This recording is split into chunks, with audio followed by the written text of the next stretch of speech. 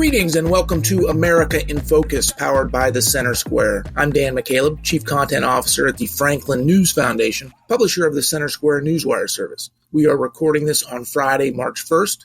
Michigan and South Carolina voters weighed in on the Republican presidential primary this past week, overwhelmingly supporting former President Donald Trump in his bid to reclaim the White House.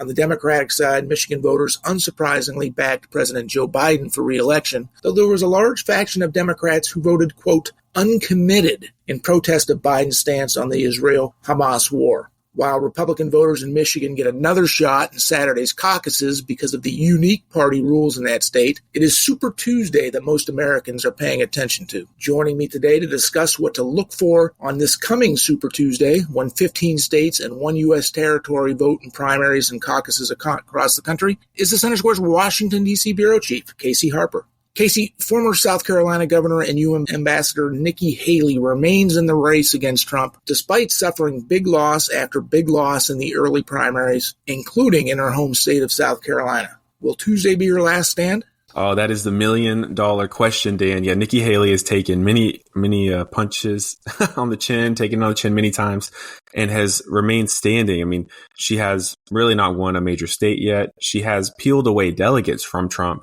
And I mean, I could make the case in her defense if we want to do that. But there are a lot of Americans, a lot of donors, and of course, many Trump supporters saying, Haley, why are you still in the race? And at Tuesday, if things go the way that polling suggests they do, which is a sweeping win for former President Trump, then those question marks and those calls for Haley to drop out will only increase. Well, let's look at the states that are in play on Tuesday. It's 15 of them, which is a large number, of course, but there's also some giant states population-wise and delegate-wise on the in play on Tuesday, including the two largest states population-wise in the country, California and Texas. In addition to those two states, you've got Alabama on the GOP side only, Alaska, Arkansas, Colorado, Maine, Massachusetts, Minnesota, North Carolina, Oklahoma, Tennessee, Utah, Vermont, and Virginia. And there's also the U.S. territory of American Samoa. Don't want to forget them. Can't leave them out, Casey. So, appreciate your sensitivity, Dan, as always. So while Trump can't secure by the numbers the Republican nomination on Tuesday, he can get real close to doing that. What are your expectations? Yeah, I mean, the expectations on the votes, I think Trump is going to handily win these states. Many of these states are very friendly to him. It is possible that Haley is able to, to steal away some delegates. That's definitely possible. She's not a laughable candidate. She's not a candidate who's getting 1% of the vote, right? I mean, she has a sizable minority, not enough to beat Trump, but in South Carolina, she got about 40% of the vote, which is, I mean, that's a real, of course it's a 20-point, you could look at it as a 20-point loss. But most of the time, when you look at Biden's opponents, for instance, they're getting, just a handful of votes. I mean, 1%, maybe a few percentage points, setting aside the uncommitted issue, which we can get at.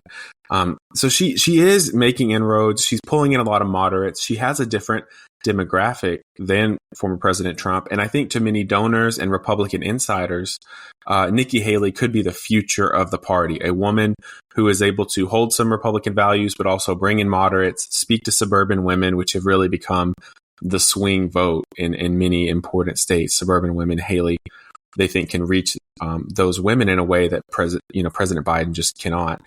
So I think strategically it makes a lot of sense, but ideologically, when it comes to values and the base, they see Haley as untrustworthy. Many of them do. I think these attacks about the warmongering and the Boeing connection that Haley has are really hurting her pretty bad right now, especially with the fight over more Ukraine funding becoming such a divisive issue in the Republican Party. So in some ways, it's a bad time to be a Boeing-tied candidate running for president. But I think Trump's going to do well on Tuesday. I mean, from Haley's perspective, I've kind of come up with three potential theories to answer the question of why in the world is Haley still running, which is the question that many voters have. And I'll go through them really quickly, Dan. I'll try. I'm not known for that. But go for it. Okay, the first is we know that it's not beyond party representatives or party leadership to steal or kind of shift a primary one way or the other. Bernie Sanders supporters will well remember how, and have complained that they feel that their primary was stolen from them and given to, first really Hillary Clinton and then to Joe Biden. With Joe Biden when he was running, he was not doing well, but the idea is that a lot of the party, Buttigieg and Kamala Harris and these got together and endorsed Biden because they thought that Bernie couldn't win a general. And so the party was afraid that Bernie would be too unelectable. So they really rallied against Bernie Sanders to put forward a more electable candidate. So it's not beyond the pale that some kind of delegate switching, almost coup-like, could happen within the Republican Party if Haley is able to get enough delegates to be competitive. That's one theory. Another theory is we know that former President Donald Trump is facing nearly 100 criminal charges. He has court dates on the calendar. Some of these cases I've read through, the documentation and the evidence, and they don't look good for the former president. Now, whether they can actually get a conviction and all those things, and whether the Supreme Court says he has immunity is up in the air. There's a lot of things up in the air, but it's without question that Trump is in legal trouble. And if some of those convictions come in, the party might be in a pinch looking for an electable candidate who has not yet dropped out. And in comes Nikki Haley. So, those are two of the big ones as we're running low on time. But I think that's, what could be happening there is she's just preparing herself, waiting to be the candidate in the wings. And we'll see if it works. I mean, right now, though, she has to perform well, even if she doesn't win these states. A lot of states in the primary have partial delegates where you can win some of the delegates. And we're seeing that affect Biden with the uncommitted vote, which I don't know if you want to talk about that briefly, Dan. We can. But let me just jump in on your two theories there first. I'm going to dismiss the first one outright. This is Trump's party. It has been Trump's party, whether you like it or not. I don't see any sort of, quote unquote, you use the word coup, anything like that coming at the Republican convention in July, unless there is your second theory, unless Trump is convicted of a crime. Then there's the potential for that. Because if Trump is actually convicted, which again have my doubts about that, are a jury of 12 peers of the former president going to unanimously convict him on any of these charges? That all remains to be seen. Who knows? It's just speculation at this point. But I can see Haley as a viable number two to Trump if he is convicted. Something happening there at the Republican convention. Over to the Biden side, these are just, what happened in Michigan, those are just protest votes. I don't think in any way, if Biden is the nominee, of course, there's questions about Joe Biden's physical and mental health. So who knows what's going to happen with that. But if Biden is the nominee, those voters are not going to vote for Trump. They're not going to the protest voters in these primaries are just not going to switch their allegiance to Trump.